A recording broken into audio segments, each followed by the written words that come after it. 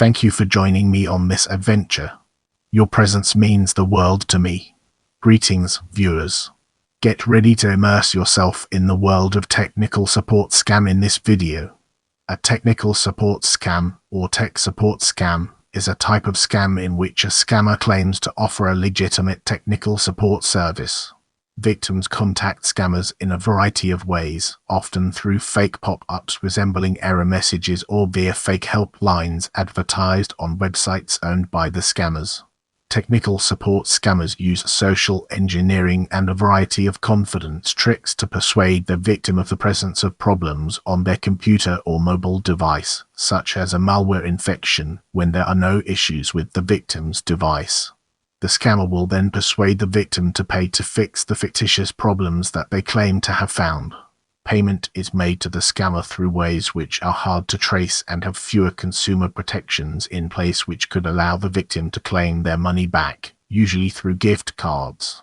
Technical support scams have occurred as early as 2008. A 2017 study of technical support scams found that of the IPs that could be geolocated, 85% could be traced to locations in India, 7% to locations in the United States, and 3% to locations in Costa Rica. Research into tech support scams suggests that millennials and those in Generation Z have the highest exposure to such scams. However, senior citizens are more likely to fall for these scams and lose money to them. Technical support scams were named by Norton as the top phishing threat to consumers in October 2021. Microsoft found that 60% of consumers who took part in a survey had been exposed to a technical support scam within the previous 12 months. Responses to technical support scams include lawsuits brought against companies responsible for running fraudulent call centers and scam baiting.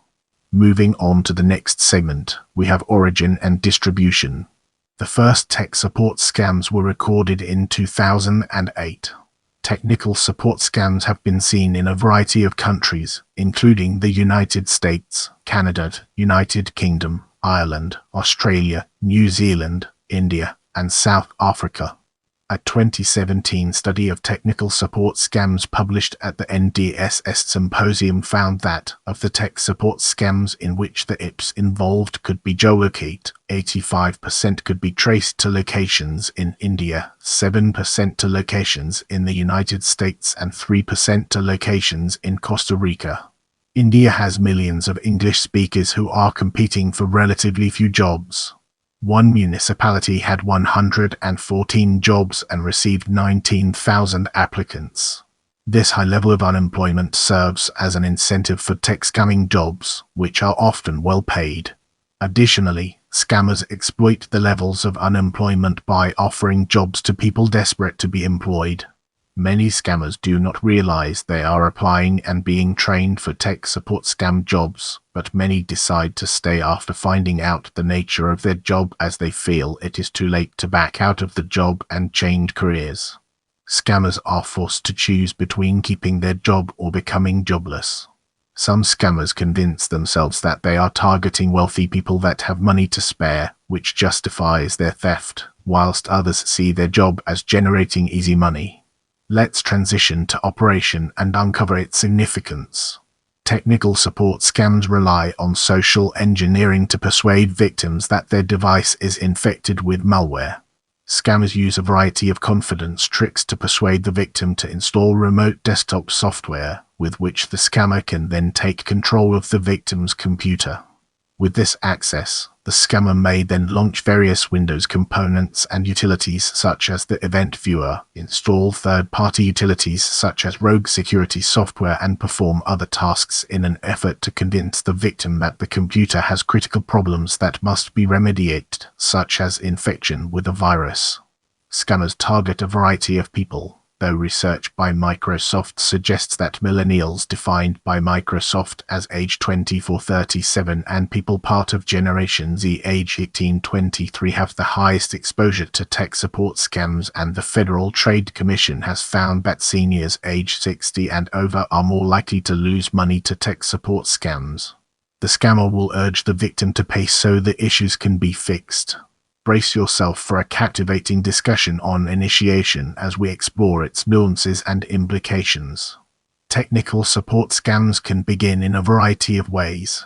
Some variants of the scam are initiated using pop-up advertising on infected websites or via cyber squatting of major websites. The victim is shown pop-ups which resemble legitimate error messages such as a blue screen of death and freeze the victim's web browser. The pop-up instructs the victim to call the scammers via a phone number to fix the error.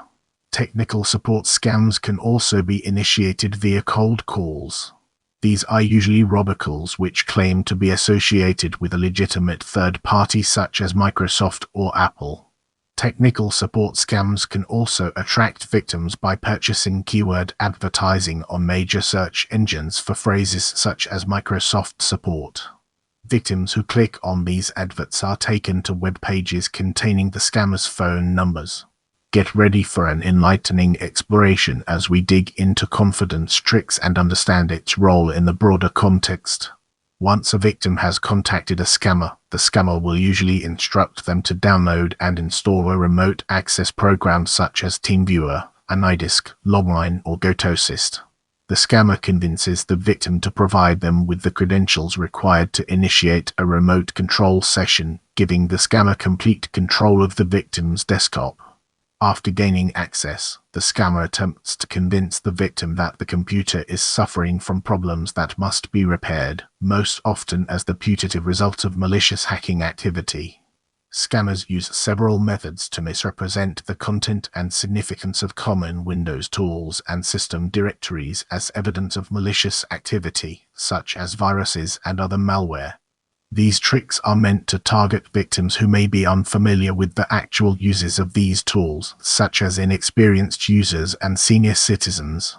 The scammer then coaxes the victim into paying for the scammer's services or software, which they claim is designed to repair or clean the computer but is actually malware that infects it or software that causes other damage, or does nothing at all. The scammer may direct users to Windows Event Viewer, which displays a log file of various events for use by system administrators to troubleshoot problems. Although many of the log entries are relatively harmless notifications, the scammer may claim that log entries labeled as warnings and errors are evidence of malware activity or that the computer is becoming corrupted and must be fixed. The scammer may show system folders that contain unusually named files to the victim, such as Windows Prefetch and Temp folders, and claim that the files are evidence of malware on the victim's computer. The scammer may open some of these files in Notepad, where the file contents are rendered as Mojibake. The scammer claims that malware has corrupted these files, causing the unintelligible output. In reality, the files in Prefetch are typically harmless, intact binary files used to speed up certain operations. The scammer may claim that normally disabled services should not be disabled, when not all services need to be enabled. The scammer may misuse command prompt tools to generate suspicious-looking output, for instance using the tree or dir-s command, which displays an extensive listing of files and directories. The scammer may claim that the utility is a malware scanner, and while the tool is running, the scammer will enter text purporting to be an error message such as security breach, Trojans found, that will appear when the job finishes, or enter a blank Notepad document. The scammer may misrepresent values and keys stored in the Windows registry as being malicious, such as innocuous keys whose values are listed as not being set. The send to Windows function is associated with a globally unique identifier. The output of the command rsec, which lists all file associations on the system, displays this association with the lines senator to get siderka. This GUID is the same on all recent versions of Windows. The scammer may claim that this is a unique ID used to identify the user's computer, before reading out the identifier to verify that they are a legitimate support company with information on the victim's computer, or claim that the CLS ID listed is actually a computer license security ID that must be renewed. The scammer may claim that the alleged problems are the result of expired hardware or software warranties, for example, Windows product keys, and coax the victim into paying for a renewal. The scammer may block the victim from viewing their screen, claiming that it is the result of malware or of a scam being run, and use the time to search the victim's files for sensitive information, attempt to break into the victim's accounts with stolen or stored credentials, or activate the webcam and see the victim's face. The scammer may run the netset command in a terminal command window, which shows local and foreign IP addresses. The scammer then tells the victim that these addresses belong to hackers that have gained access to their computer. The scammer may claim that a legitimate Windows process such as Runderlinks is a virus. Often, the scammer will search the web for an article about the Windows process and will scroll to a section saying that the process name can also possibly be part of malware, even though the victim's computer does not contain that malware. Our focus now turns to payment and impact, an important aspect of our discussion. The preferred method of payment in a technical support scam is through gift cards. Gift cards are favored by scammers because they are readily available to buy and have less consumer protections in place that could allow the victim to reclaim their money back. Additionally, the usage of gift cards as payment allows the scammers to extract money quickly whilst remaining anonymous. Tech support scammers have also been known to ask for payment in the form of cryptocurrency, checks and direct bank transfers made through automated clearinghouse. The latter only gives victims 60 days to recover their funds. If a victim refuses to follow the scammer's instructions or to pay them, scammers have been known to resort to insulting and threatening their victim to procure payment. Scammers may also resort to bullying, coercion, threats and other forms of intimidation and psychological abuse towards their target in an effort to undermine the victim's ability to think clearly, making them more likely to be forced further into the scam. Crimes threatened to be inflicted on victims or their families by scammers have ranged from theft, fraud and extortion to serious crimes such as rape and murder. Canadian citizen Jacob Dewis reported to CBC in 2019 that, upon asking a scammer who made contact with him as to why he had been targeted, the scammer responded with a death threat. Anglo people who travel to the country India were cut up in little pieces and thrown in the river. Scammers have also been known to lock uncooperative victims out of their computer using the Cisco utility present only in Windows versions previous to Windows 10 or third-party applications which they install on the victim's computer, and to delete documents and programs essential to the operation of the victim's computer if they do not receive payment. Microsoft commissioned a survey by YouGov across 16 countries in July 2021 to research tech support scams and their impact on consumers. The survey found that approximately 60% of consumers who participated had been exposed to a technical support scam within the last 12 months. Victims reported losing an average of $200 to the scammers, and many faced repeated interactions from other scammers once they had been successfully scammed. Norton named technical support scams as the top phishing threat to consumers in October 2021, having blocked over 12.3 million tech support scam between July and September 2021. Get ready for a thought-provoking discussion as we delve into response and its impact on our understanding. Legal action has been taken against some companies carrying out technical support scams.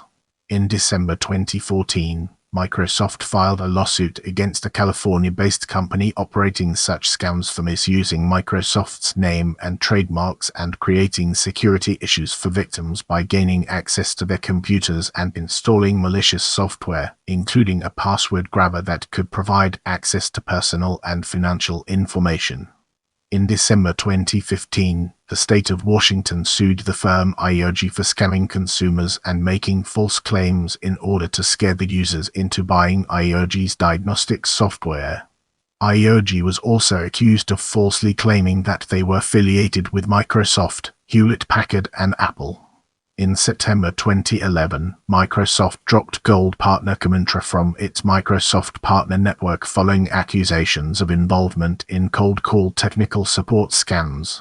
However, the ease of which companies that carry out technical support scams can be launched makes it difficult to prevent tech support scams from taking place. Major search engines such as Bing and Google have taken steps to restrict the promotion of fake technical support websites through keyword advertising. Microsoft-owned advertising network Bing Ads, which services ad sales on Bing and Yahoo search engines, amended its terms of service in May 2016 to prohibit the advertising of third-party technical support services or ads claiming to provide a service that can only be provided by the actual owner of the products or service advertised. Google announced a verification program in 2018 in an attempt to restrict advertising for third-party tech support to legitimate companies. With our foundation established, it's time to explore scam baiting and its relevance to our overarching theme. Tech support scammers are regularly targeted by scam baiting, with individuals seeking to raise awareness of these scams by uploading recordings on platforms like YouTube, cause scammers inconvenience by wasting their time and protect potential victims. Advanced scam baiters may infiltrate the scammer's computer and potentially disable it by deploying rats, distributed denial-of-service attacks, and destructive malware. Scam baiters may also attempt to lure scammers into exposing their unethical practices by leaving dummy files or malware disguised as confidential information such as credit debit card information and passwords on a virtual machine, which the scammer may attempt to steal, only to become infected. Sensitive information important to carrying out further investigations by a law enforcement agency may be retrieved, and additional information on the rogue firm may then be posted or compiled online to warn potential victims. In March 2020, an anonymous YouTuber under the alias Jim Browning successfully infiltrated and gathered drone and CCTV footage of a fraudulent call center scam operation through the help of fellow YouTube personality Carl Rock. Through the aid of the British documentary program Panorama, a police raid was carried out when the documentary was brought to the attention of Assistant Police Commissioner Karen Vole, leading to the arrest of call center operator Omid Chauhan, who also operated a fraudulent travel agency under the name Format Travels. If you want to see more videos like this, make sure to subscribe and turn on notifications.